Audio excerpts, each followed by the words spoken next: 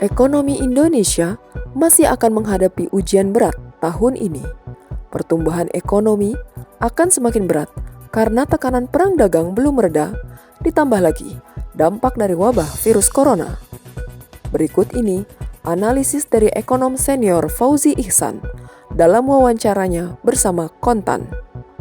Dampak virus corona terhadap perekonomian dunia tentunya negatif di triwulan pertama 2020. Dengan asumsi bahwa wabah corona itu bisa diakhiri sama seperti wabah SARS di tahun 2003 dan wabah lainnya, yaitu memakan waktu kira-kira 3-4 bulan, maka diperkirakan dampak ekonomi dari coronavirus itu hanya akan dirasakan 3-4 bulan ke depan, dampak yang paling dalam ya.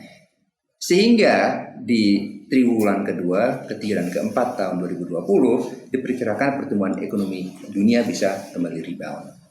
Sehingga pertumbuhan ekonomi dunia tahun ini bisa diperkirakan antara 2,9 sampai 3%. Tidak jauh berbeda dibanding tahun 2019 yaitu 2,9%. Tentunya tanpa adanya wabah corona, pertumbuhan ekonomi bisa lebih tinggi di kisaran 3,1-3,2%. Dan kalau kita melihat dampak virus corona dibanding dampak perang dagang antara Amerika Serikat dan Tiongkok di tahun 2018, dampak perang dagang itu jauh lebih negatif bagi pasar finansial dan bagi ekonomi dunia dibanding dampak virus corona. Karena ada asumsi bahwa virus tersebut bisa dikonten dalam waktu 3-4 bulan seperti wabah-wabah sebelumnya.